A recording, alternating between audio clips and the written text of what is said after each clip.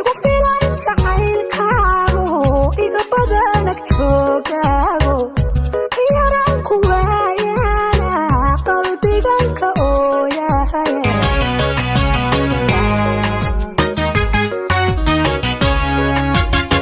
sidii baan adiga xubbi